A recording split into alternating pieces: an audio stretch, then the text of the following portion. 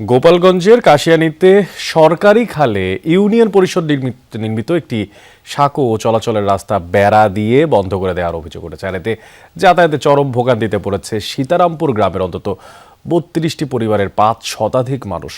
নিষেধ করা হলেও তা মানছেন না অভিযুক্তরা। প্রশাসনকে দ্রুত ব্যবস্থা নেওয়ার দাবি জানাচ্ছেন ভুক্তভোগীরা। সিলন টি রপ্তানিতে শীর্ষে।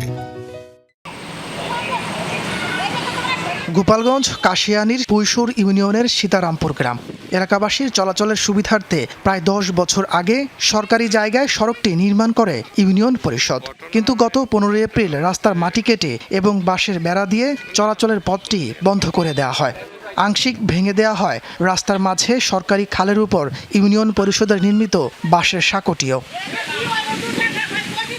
ভুক্তভোগীদের অভিযোগ, স্থানীয় স্বপন শরীফ এবং রমজান শরীফ সহ কয়েকজন পথটি রুদ্ধ করে দিয়েছেন।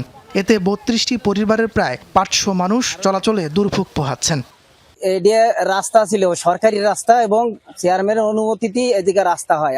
আমরা চলাচল করতে পারতেছি না, আমাকে লোকজন হাটে যেতে পারতেছে না। এই যে ধান হয়েছে আমাকে ৬০ মন, একটা লোক যাচ্ছে আমাকে বৃষ্টি বন্ধ ভেঙে গেছে। এই অত্যাচার আমরা এখন অনেক কষ্ট করতেছি, আমাদের অত্যাচার সস্তে না, ছেলে মেয়ে নিয়ে আমরা খুব কষ্টে আছি।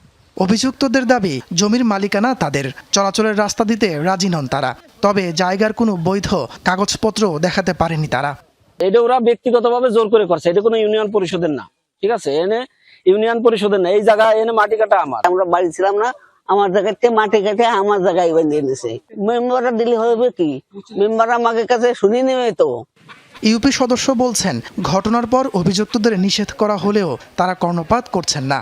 খাল তাদের জায়গা না, তাদের বলে নিচে বন্ধু জায়গা, তাদের এখন বলতেছে বক্তব্য দিচ্ছে আমাকে নিচে বন্ধু জায়গা, এতে বলে মাফে কি আসবে এটা আমি বলতে পারবো না। তাদের মানা করছে যে এই পথ বন্ধ করে না, এই কাজ করে না, আমার বলার জন্য আমি বলে এসেছি। হ্যাঁ, জনগণের পথ বন্ধ করে না, আমার যেটুকু প্রয়োজন দরকার ছিল সেটুকু বলে এসেছি, তারা এখন শোনে না। গ্রামবাসীর চলাচলে প্রশাসন দ্রুত কার্যকর পদক্ষেপ নেবে, এমনটাই প্রত্যাশা ভুক্তভোগীদের। তাপস সরকার, যমুনা নিউজ।